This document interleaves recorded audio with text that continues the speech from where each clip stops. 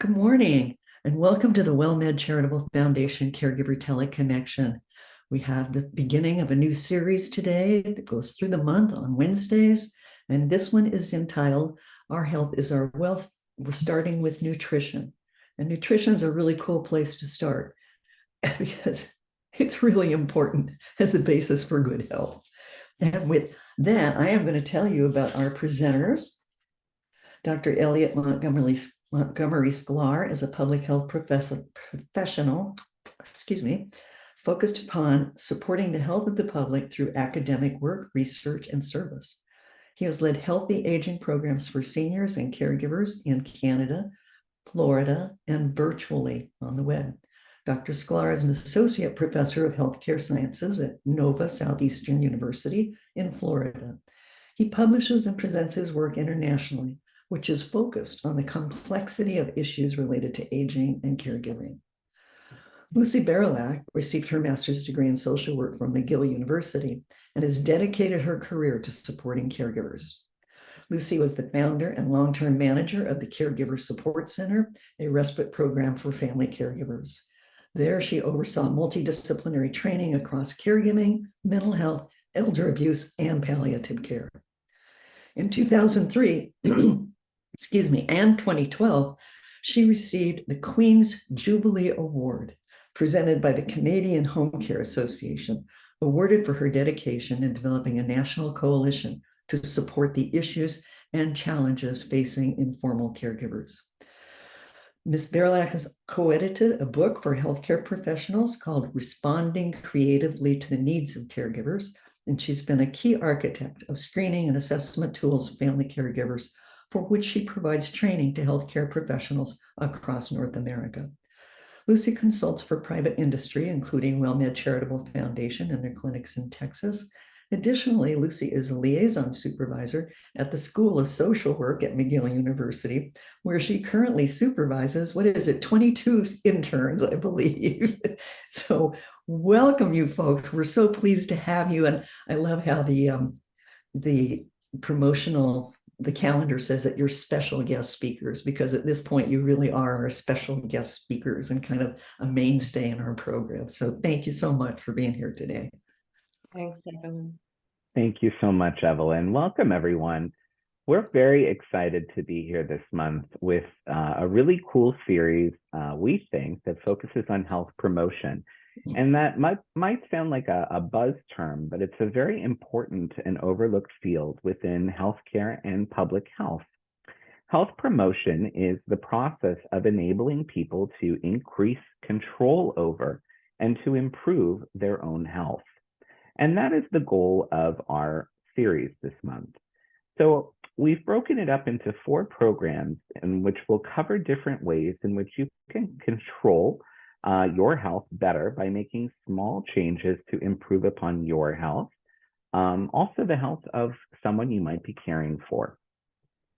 And I love this series because we usually have amazing interaction from our participants who share their own tips and tricks and things that have been helpful for them.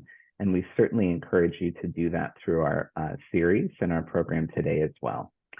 So our focus today will be nutrition. Next week, we're going to talk about physical activity and ways to promote mobility, really for people of all ages. I have a cousin in her 90s who just got a new piece of exercise equipment for her home to help with circulation of the legs. And so really, there are things that people can do at any age. I actually just this morning was seeing that a woman of 104 years made the Guinness records for skydiving. And the person who's on the cover of a fitness magazine this month is in her 90s, and she is a record weightlifter. So really, I think it's just, these are such great examples that are out there now of ways that we can promote our own health and well-being and longevity. So today, as I said, our focus is nutrition. Now, Lucy and I are not nutritionists, though we want you to know that we did consult with actually 2 nutritionists in the development of our program today. And our focus really is to talk about nutrition in the context more so of caregiving, because nutrition has an impact on the health of caregivers and care recipients. And there are some unique issues and challenges. For example, people with late-stage Alzheimer's often have trouble with nutrition and eating. So we're going to talk about both groups and the importance of nutrition. Thank you, Elliot. So, yes, nutrition is very important. It's actually crucial for many reasons for caregivers. According to the Administration for Community Living, caregivers also can caregiving takes its toll on caregivers' nutrition. Limited time to cook or shop may result in reaching out for sweets or picking up fast foods, which don't need a lot of preparation or advanced planning. Nutrition can fall short, including portions and proteins and fluids, as well as fiber. Vitamins and minerals from fruits and vegetables may not be present in convenient items. In fact, in a 2019 study found that high caregiver burden was associated with poor nutrition among caregivers. That leaves the caregiver at risk of malnutrition and in turn more susceptible to the physical effects of stress. The good news is that eating a healthy diet can reduce the negative effects of stress. So while caregivers are often rightfully focused on making sure they provide healthy meals for those they care for, it's very important for caregivers to keep their own nutrition and hydration at the top of their priority list. One of the greatest obstacles to caregivers feeling the ability to put more effort into good nutrition habit is time. As you know, caregivers don't have much time. It can feel overwhelming to add your already to-do list, but there are small things that you can do, which we will discuss today. So again, nutrition is extremely important for your well-being, your mental and physical well-being. 100%. I think hydration is really a great place for us to start. Number one, because water is almost free. So we can begin with a tip that's widely accessible to people. But in addition, many of us don't recognize that the majority of people are actually chronically dehydrated. Most of us are not drinking our 8 glasses of water a day, which is a minimum. And dehydration can lead to things like headaches, imbalance, and fatigue. These are all very important for caregivers who have people that are depending on them. So, how do you know if someone is dehydrated? Now, I'm going to ask this question and see if anyone has any answers, because this is one that there's a lot of myths about. So how can you tell if someone is actually dehydrated? So you can unmute yourself, folks, or you can press *6 if you're on the phone, and I will recognize you either by your name or by your area code.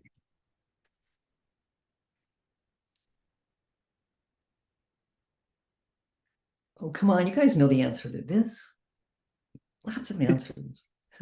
There are no wrong answers. You're right. I know I get headaches. That's my first sign. Mm-hmm. Well, I'll go ahead and answer it then. Okay. A lot of people are used to doing this pinch test on your skin on your hand to see how quickly the skin goes back.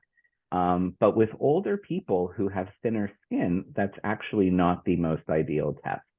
The best way that we know if we're dehydrated or not is actually through our urine. When the color of our urine is as clear as possible, that means that we're not dehydrated. Many people will notice, for example, that the first pee that we have in the morning is very concentrated, and that's because we haven't been drinking throughout the night. So ideally, as the day progresses, our urine should become clearer. In addition, someone with dementia might become dehydrated if they're unable to communicate or recognize that they're thirsty, or if they forget to drink, and that's very common. That can also lead to headaches, but also increased confusion, and among older adults, urinary tract infections and constipation, which we know are certainly things that older people deal with. These can also make the symptoms of dementia worse. Dehydration is really quite dangerous no matter your age. I said that these are things like constipation or UTIs that older people deal with, but it can be true for younger people as well. Dehydration is dangerous at any age, but it's important that we recognize that seniors are more susceptible to fluid and electrolyte imbalances than younger people. And that's what's made, for example, this past summer, being such a hot summer, dangerous for some seniors. Likewise, it's important during the winter months that we stay hydrated as a way to keep our electrolytes balanced. So dehydration happens when we lose more fluid than we're taking in.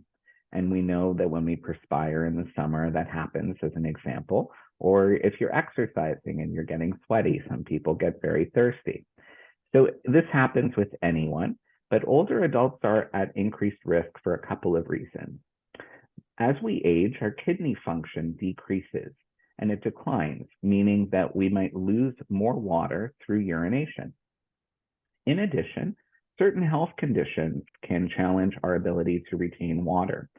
For example, diabetes, dementia as well, because people forget to drink, and also kidney disease.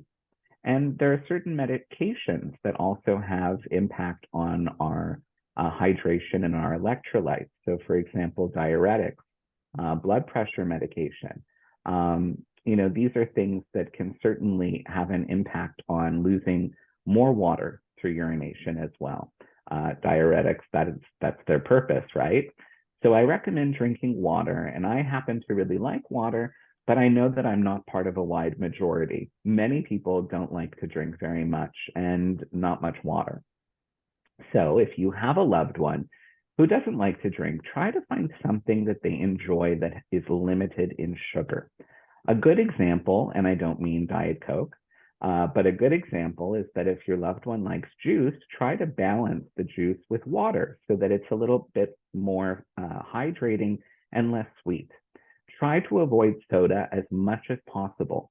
But on the other hand, if that is what your loved one enjoys, then I say go with that because hydrating is important. Try to find sodas that have no caffeine because caffeine also dehydrates us. Now, many people don't realize that drinks like the coffee I'm drinking right now, or tea or cola, that have things that have caffeine can dehydrate us more than they hydrate us because they're diuretic. So they make us have to pee. That's also another important reason why water or electrolyte enhanced drinks can be very important for people. So electrolyte drinks can be beneficial really for anyone, young or old, but they can be particularly helpful for seniors who are at a greater risk for dehydration and may also struggle to get adequate electrolytes from their food sources, such as leafy greens, fruit, meat, nuts, or legumes. Now, fluid imbalance can cause a shift in our electrolytes, which have essential minerals that have a natural positive or negative electrical charge when they're dissolved in water. They play a vital role for most of our physiological functions. And many of us don't even recognize actually that the main electrolytes really are sodium, salt, potassium, and magnesium. Now, sodium is needed for our nervous system. It helps our muscles contract and relax, and it also maintains the proper balance of water and minerals in our body. Potassium helps maintain normal levels of fluid inside of our cells, and it also helps with muscle contraction and regulation of our blood pressure. Magnesium supports over 300 bodily functions, from producing energy to growing muscle to even maintaining a normal heartbeat. So it plays a critical role as well in brain function and mood. Now, the main purpose of an electrolyte drink is to help you rehydrate. So they're made of water and key electrolytes, which are sodium, potassium, and magnesium. Sodium is actually really the priority. It's the primary electrolyte lost through sweat and also affected by overhydrating. So this is very important during hot summer months, as an example. Potassium and magnesium are very important essential minerals. So which electrolyte drink is best for seniors? We have a list here. Many people have shared their own experiences of things that work well. I like coconut water. coconut water actually is a very good source of potassium, more so than bananas. So, these are things that you might want to consider. And I was also curious, because we had a lot of conversation about this. Is there anyone that has any other tips of any electrolyte enhanced drinks or things that your loved ones like to drink that you use to keep them hydrated? So we'd love to hear from you. If you're on the phone, press *6, and I can see that you've done that, or you can unmute yourself or go to the chat room. We'd really like you to help us figure out even more things that people are drinking that are good for them.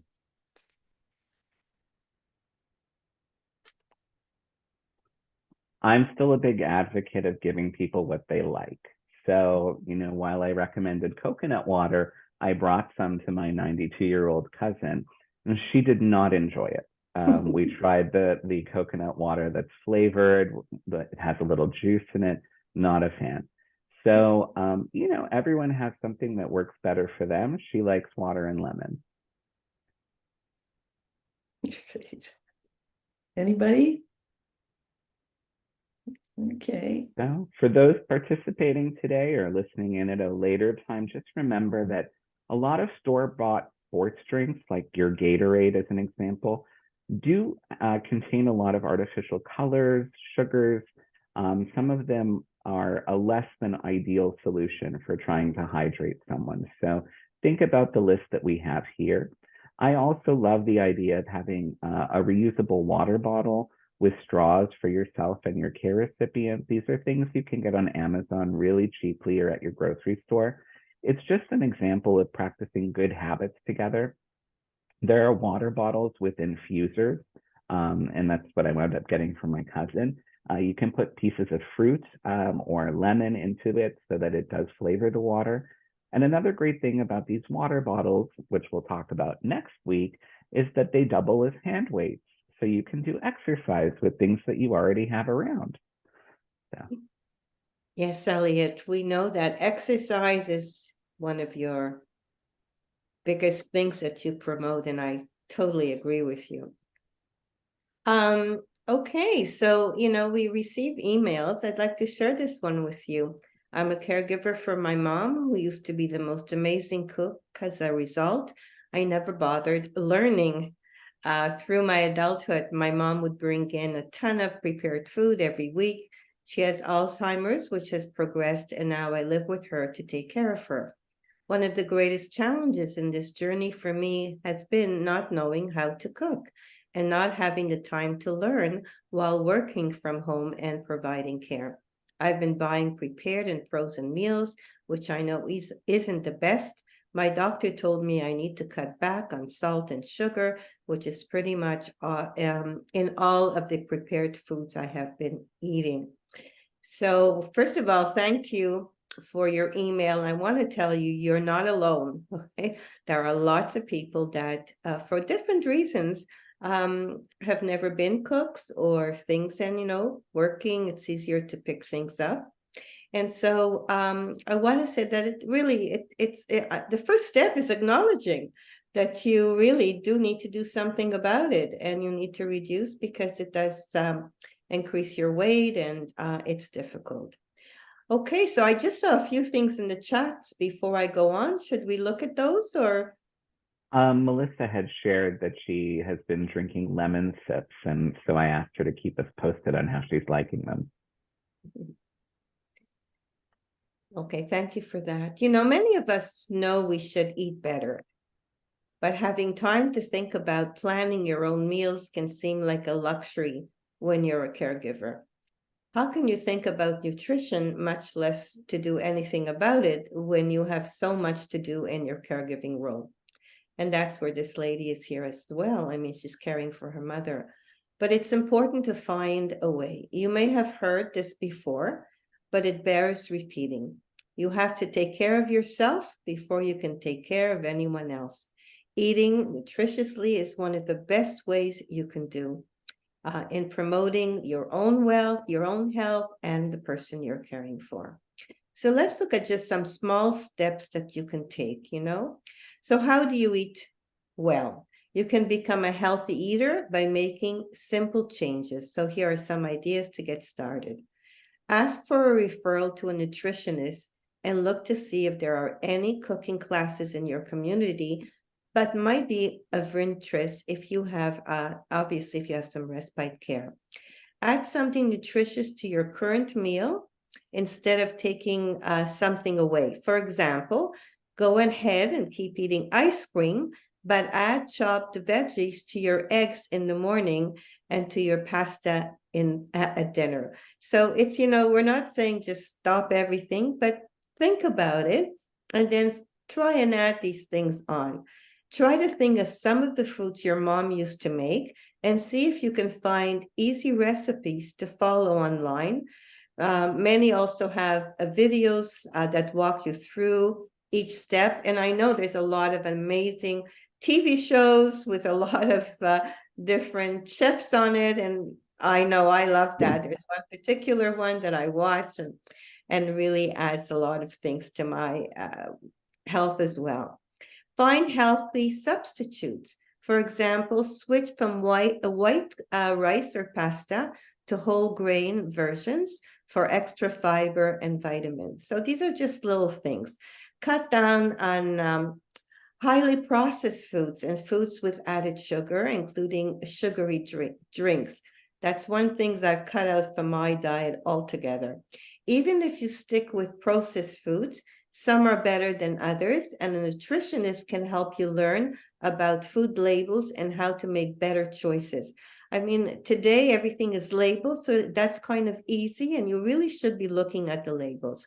For example, foods that are lower in sugar, less processed, have a good ratio of protein to carbohydrates and lower in fat.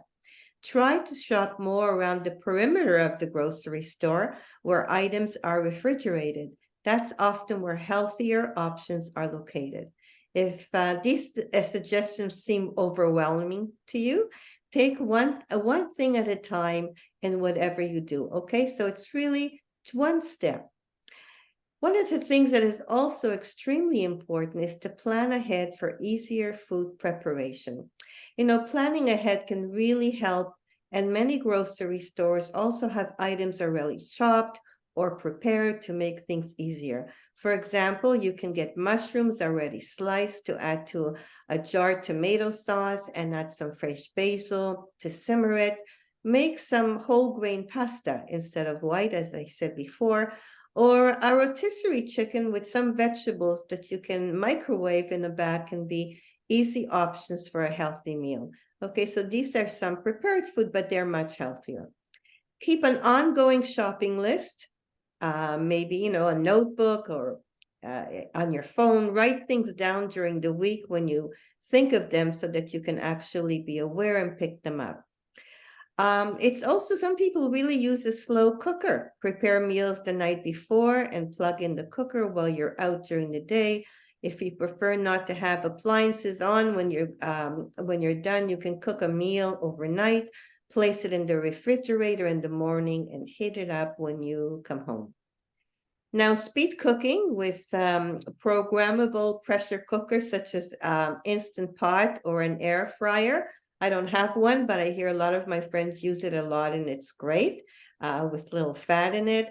It's good to double a recipe and refrigerate or freeze leftovers for another night's meal. Store leftover soups, sauces, and veggies in airtight bags or containers, so you can just take it out of the freezer and warm it up. Cut extra veggies and save them for another meal or a snack.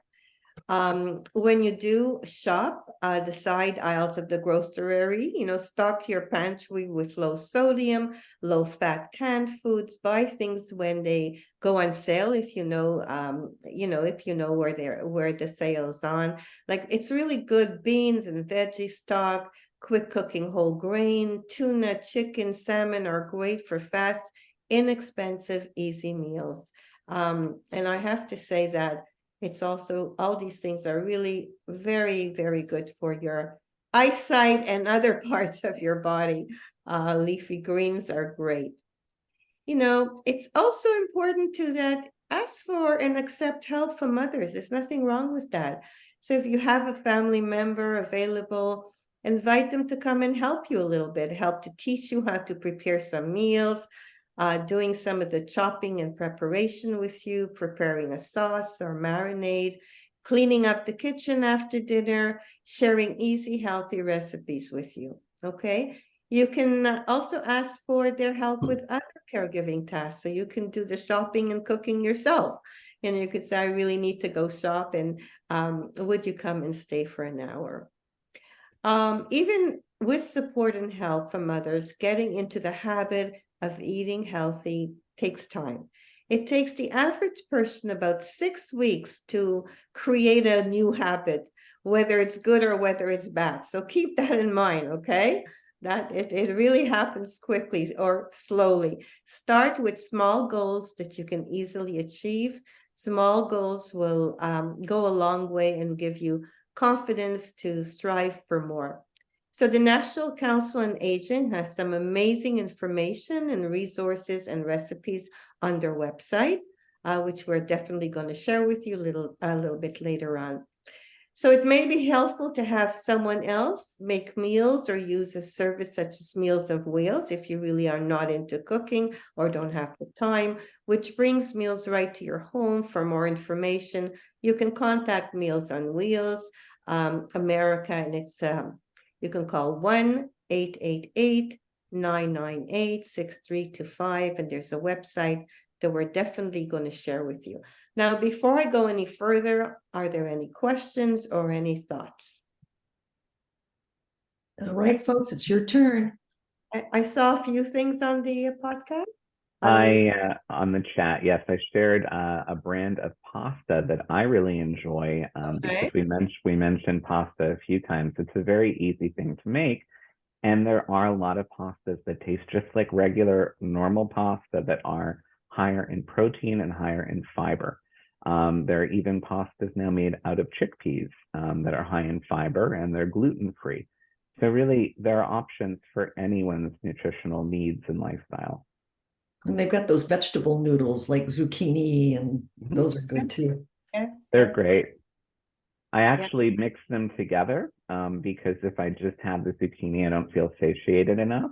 But it's a great way of making for a larger meal, with integrating it with pasta. Nice. When are you cooking? Oh, well, but that's, so that it's a very good question and good point. A lot of people don't recognize it, but the pandemic changed our nutritional habits because we were out of a routine, just as Lucy was saying, that 6-week period. Many of us are still not back into the routine we had pre-pandemic. And there's very little research and data out there just yet about how that has impacted our nutrition and the nutrition of caregivers and care recipients. So it's research that I've been looking closely into because there are reports saying that a lot of us have gained weight since the pandemic. So I certainly think that can be true for some people, and some people might have sort of forgotten what it is that they were making or cooking before. I personally don't have a lot of time to cook, so I am going to talk a little bit later today about things that you can get that are healthier, that are prepared. So those are options that I lean to sometimes as well. There's no perfection here. It's just trying to do better. And that's really the goal here. We did have a comment here in the chat. Are there any other food sources available other than Meals on Wheels? I have used to have Angel Food a time ago, in which provided a batch for like a month. Okay, so it actually, Melissa, it depends on the area where you're living. Different communities have different food nonprofits and services. I would really recommend reaching out to 211 in your community and seeing if there are other programs other than Meals on Wheels in your local community. Sometimes these are actually distributed by nonprofit organizations in the community that have small community grants and things like that. So I would really recommend that you reach out to 211 in your community. Many senior centers also have home delivered meals that their, volunteer participants, will help them deliver. Another thing that I read in the news this morning that might be interesting in a year is that Uber is going into collaboration with some health plans to do post-hospital discharge delivery of special diets. Yes, yes, that is true. And you are correct. Actually, I used to work at a senior center where I ran programs for seniors and caregivers. We had a food, sort of like a volunteer food initiative where we would cook in a communal kitchen at the senior center. But that was partially grant funded in order for us to get the groceries from the grocery store. So we had received a small grant from Publix grocery stores here in Florida to be able to do that. So that's why I say it's important to check with 211 in your community, because these programs are always changing. Many of them are grant supported and the funding only lasts sometimes for a year. So just as Melissa was saying, there was a group you used to work with. Well, there might be a new one now. It's great to know what's in the community. I just want, before we go ahead to benefits of eating well, you can put it up. I think it's also important to be conscious about when you eat, okay? We tend to think, 3 meals a day is like kind of what we should be doing, but keep track of all the little snacking that you do in between. And I'm not telling you that you have to stop, but think of what you're snacking and maybe change that. If you have your vegetables all cut up already and you kind of need a little snack, you can always go get some veggies and maybe have a hummus dip or some other little something, or an apple or a fruit instead of grabbing a cookie or a bag of chips. So these are conscious things that we do. Now, I'm not saying that you have to completely stop everything, but if you're conscious about it, and I think for me, it's important that I do write things down and I kind of look at to see how I try very much to stay to my 3 meals a day and then a bit of snacking. But there are huge benefits for eating well. It really increases your energy level. And that we know through research. It feels better emotionally. It strengthens your immune system for sure. And now with all these new things that are coming up now with the fall and different flus and things, it's important. It reduces the risk of developing infections. Get to our maintain a healthy weight gain. Now, I believe that it is important to not every day weigh yourself, but the occasional time, think about it maybe once a month, and if you see a couple of pounds have increased, try and deal with it so it doesn't get overwhelming. Lower your risk of heart disease, cancer, and diabetes. Reduce recovery time when you get sick, and it strengthens your bones and your teeth, especially as we age. That is extremely important. So before we go any further, I would like to ask the audience, does anyone have any tips that they want to share that would be helpful for others regarding food, or any little tips that you do? So let's hear from you. Yes, please. If you're on the phone, press *6. And if you're on Zoom, you can just open your mute button and we'd love to hear from you. While people are thinking about that, I will share a personal tip. I don't like to get on the scale. So rather than doing that, I am very conscious of how my clothing fits. And if my clothing feels too tight, then it's an obvious sign to me that I have put my clothes in the dryer by accident. They shrank and I need to buy them in a bigger size. So that's my personal tip. It works really well for me. And I have some really nice new pants. Yeah, and I think it's also very important not to get angry with yourself. We slip up and sometimes, you have a little craving. It's okay, but it's the amount and how you actually deal with your food. It's a relationship. Eating is a relationship with food. May I ask you folks a question? Of course. I find I only eat real food. I only eat food that's unprocessed and it's real and it's more expensive. Yes. So if you're on a fixed budget, as most elderly people are, how do you deal with that? That's an excellent question. Lucy, I don't know if you want to share some tips, but I Oh, have a lot yeah. that I will share. I'll let you start and then I'll just pipe in if you have lots. Go ahead. Right. So we like to eat whole foods in our home. Most of our grocery shopping comes from the store Whole Foods, which is very, very, very expensive. It's also known as whole paycheck. So there are a lot of things that you can find elsewhere that are organic, that are unprocessed. As an example, we love nuts.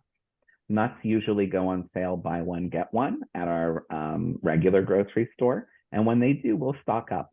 Lucy was saying it's a great idea to stock up on things that you can keep in the pantry when they go on sale. And there are a lot of foods that are whole foods that are unprocessed that you can do that with. Alternatively, there are different stores that you can shop from. We have Publix here in the South in the US. So Publix usually has buy one, get one on organic produce, different kinds, different weeks, but I'll adapt what we eat that week based upon what might be on sale. A lot of people also like shopping at the store Aldi because they have very reasonably priced whole foods, much more so than a lot of other stores. So it's important to take a little bit of time, get to know the stores around you, if that's what you like to eat, and see where you can get the most bang for your buck. Sometimes that will mean going to a couple of stores, but it might be well worth it. Those are all excellent tips, Elliot. I mean, I'm not familiar with the stores in the US, but I do want to say that it's, there's so much that you can do with one chicken. Okay. And I think it's worthwhile to really find out, and whether it's not necessarily only a cooking show, but just a recipe that, I mean, you could make schnitzel from a chicken, you can make soup from a chicken, you could use the bones. So there's things that you can do with good food that's available. So I think to really challenge yourself and explore how you can use healthy food to benefit both you and the person you're caring for. Absolutely. Amy said, I plan all of my snacks and weigh them out for the week in servings and have them placed by days and only have them at certain times of the day. Almonds, cheese whips, pecans. That sounds great. And I think we have one more chat. Minerva said, farmers markets are also a great idea. They are, absolutely.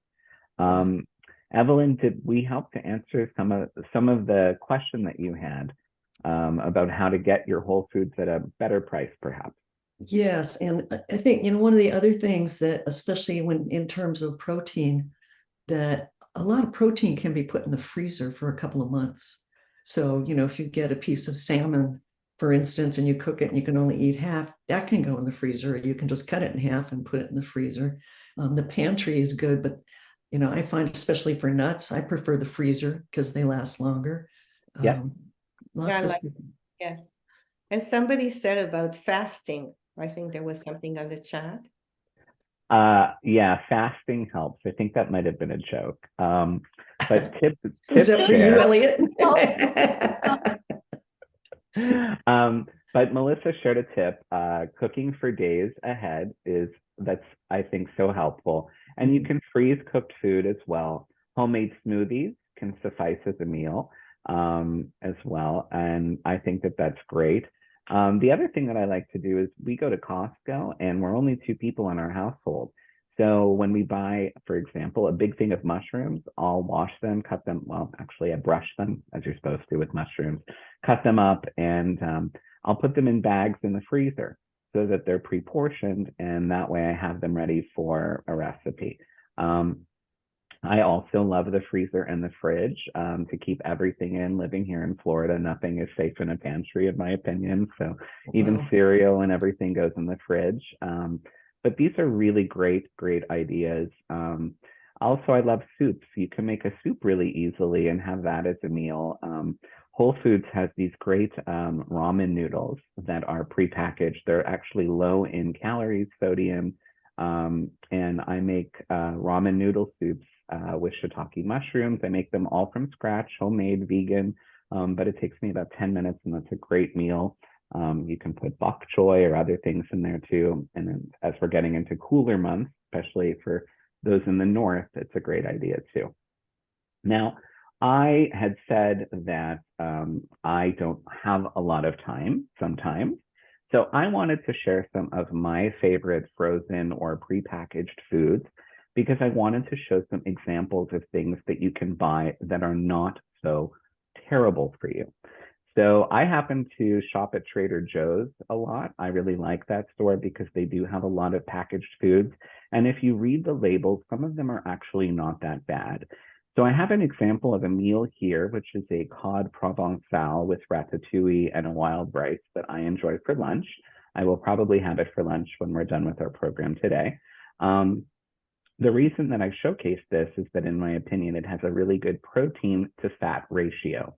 It's 370 calories for the meal, and it doesn't have a terrible amount of sodium. I try to look for sodium in a meal that is under 25% of your recommended daily intake. So many lean cuisines, as an example, will have upwards of 35% of your sodium intake in that one meal. So you want to look at these labels carefully and then maybe plan your other meals around what this may be lacking in or what it may be in excess of. So if this is something salty, you might want to plan for something that isn't so much for your next meal.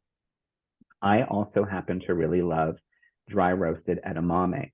They taste like nuts. They're higher in fiber. They're very, very good for heart health. And they're also very high in protein and low in fat.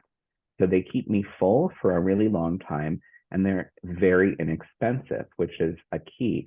When I started eating these, they were under $2 a bag at the grocery store. And I think now with inflation, they're up to about $3, but it's still a really good bang for your buck. And it's something that is shelf stable. Always keep these around as well for like hurricane season. If I'm traveling, again, because of the high fiber and high protein, it keeps me full for a long time. I love yogurt because I think it's good for gut health.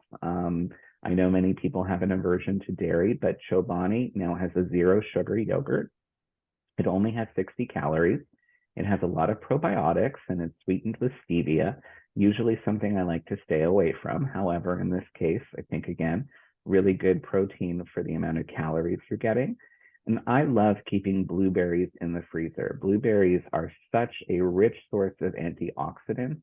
They're great to snack on when you're watching TV, and they're relatively low in calories and in sugar as far as fruits go. So I love ice cream.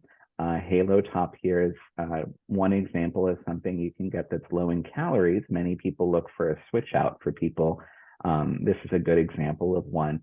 And you can top it with frozen blueberries or other things. I love frozen strawberries with it. Tastes like a Dairy Queen sundae to me. It's great. But there are a lot of different things that you can find out there that might be a better option to start introducing into your diet for yourself and also for your loved ones. Do you see we have a chat? Amy says she loves the dry roasted edamame.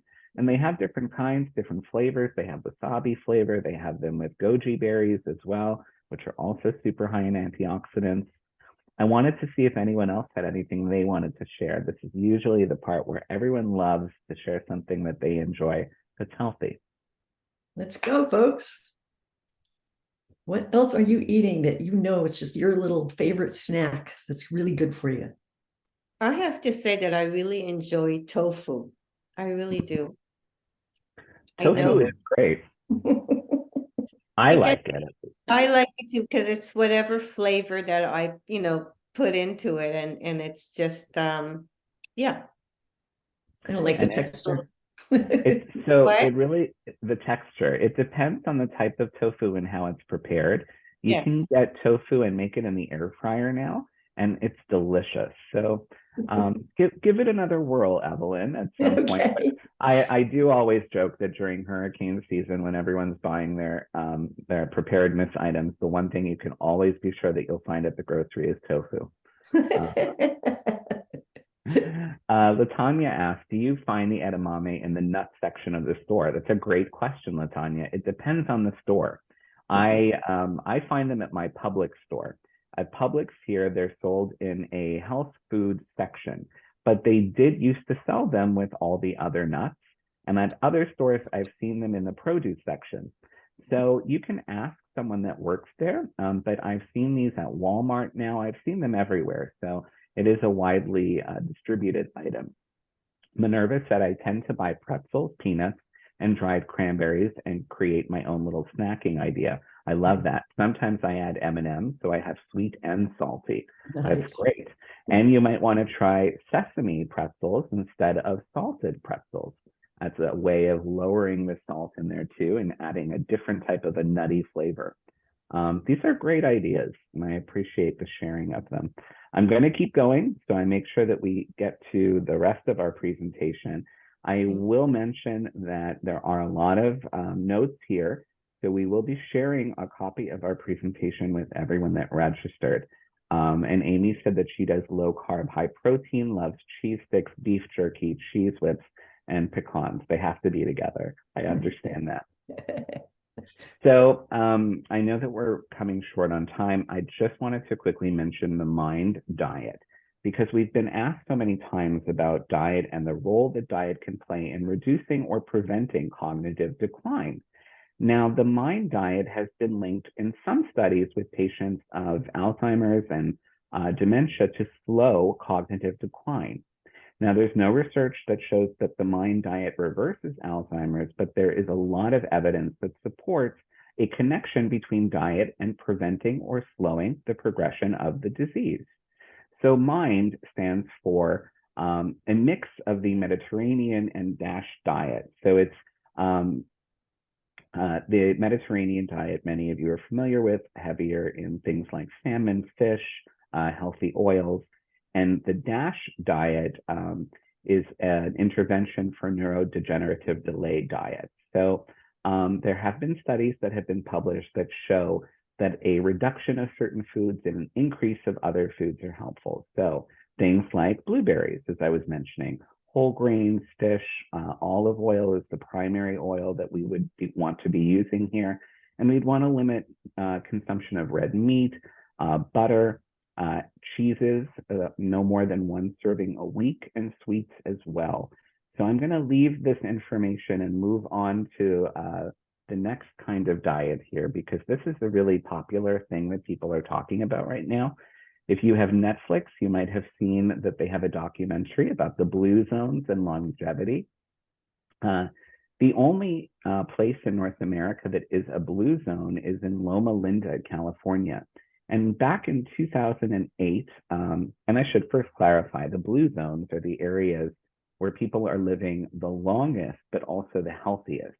And there's been studies for a very long time to try to better understand what might be causing that. And it's really been linked to a lot of diet and lifestyle. So in Loma Linda, California, there is a very large community of Seventh-day Adventists, and they refrain from eating meat. They eat mainly a plant-based diet. And the Loma Linda University Medical Center had been tracking data that showed back in 2008 that less than 5% of their older patients had dementia. And this is something that we're still studying today, because when they go to communities right next door to Loma Linda, there are marked increases in the rates of dementia, but also stroke. So Seventh-day Adventists also believe in regular exercise.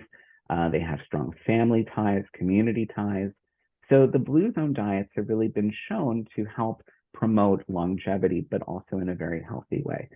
So you want to reduce your dairy, you want to increase your plant-based consumption, more nuts, more vegetables, less meat, similar to what I was talking about with the MIND diet previous. And I see we have a chat. Frozen bananas dipped in almond butter, dipped in dark chocolate. That sounds delicious. I see everyone loves talking about food. So Lucy, I will pass it over to you and we can wrap up. Well, we don't have that much time, so it'll be a very quick wrap up.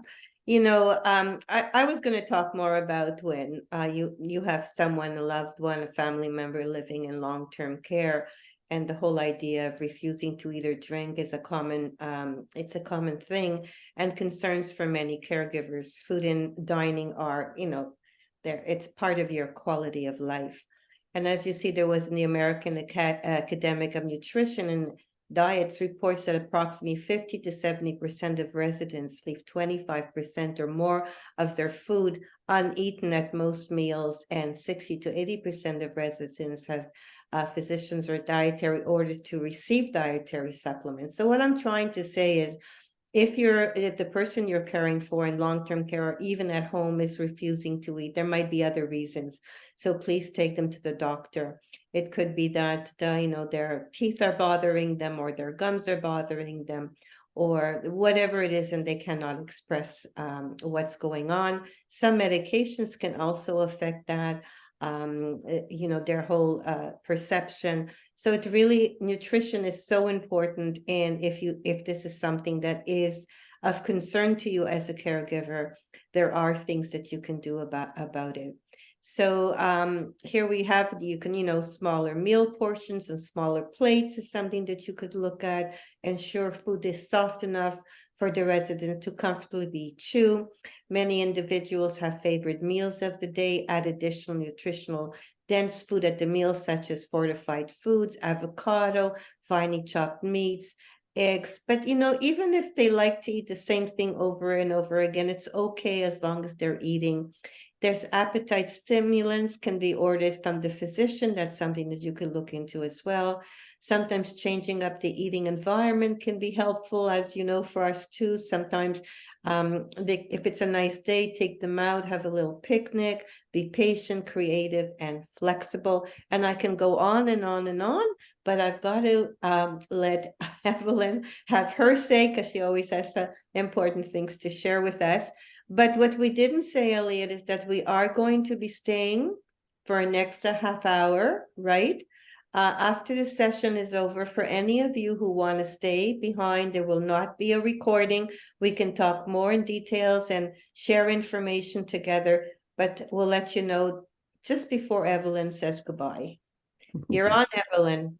Okay, thank you. I would add, if you have people in a nursing home, one of the things when I used to work in a nursing home, people would get a white plate that had cottage cheese and a white piece of fish on it and some white mashed potatoes. So that's a great point, Evelyn. I was just going to say that. Please finish up. Oh, it's so important that, we make it appetizing for them, unless they're, if they're totally unaware because of dementia, it's one thing, and maybe you need to really reorganize around that. But if they're just disabled, they still need to have pleasant looking food and colorful food and, fresh food.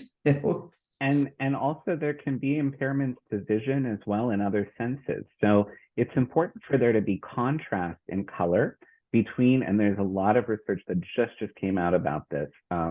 Red plates, as an example, can be really helpful because other than eating a red tomato sauce, most of our food is not red. So it is a good contrast color.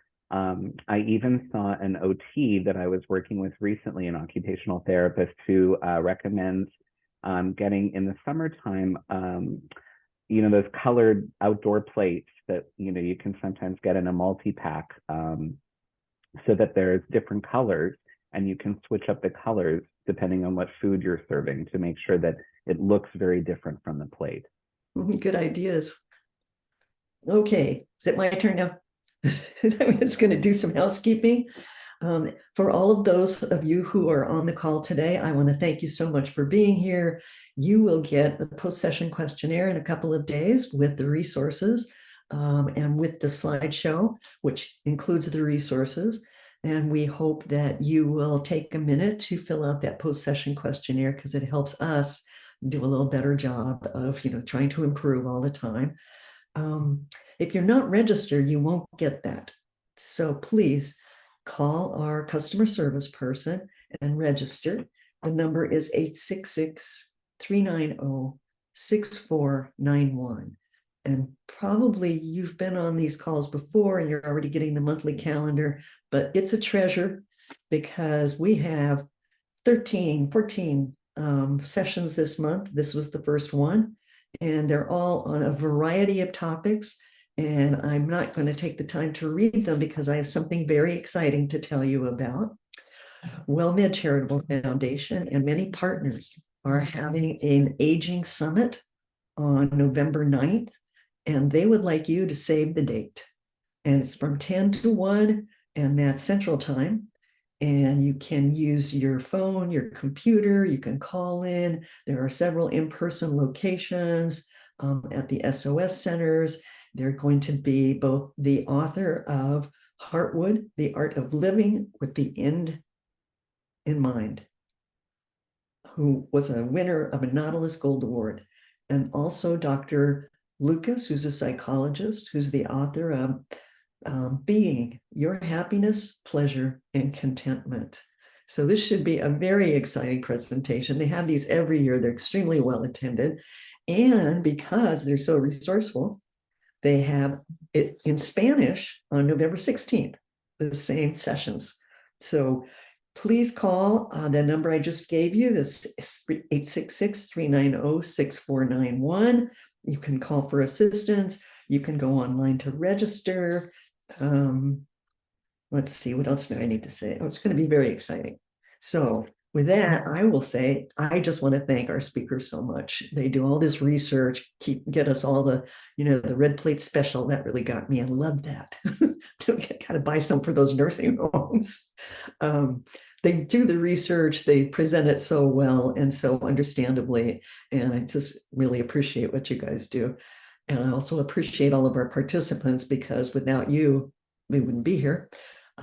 But also we'd have a lot of people in the world that didn't have caregiving. So thank you for what you do. And I want to thank the WellMed Charitable Foundation, because they do such an excellent job of supporting caregivers all up and down the spectrum. And as I told you about Lucy and her incredible history in the field of caregiving, so Elliot, also comes with this incredible amount of, just love for caregivers and caring and wanting things to be better. So thank you guys again. And I'm going to stop the recording. So if people want to stay on with Lucy and Elliot, you go ahead and do that. But you'll hear a little announcement. I won't be here and it won't be recorded.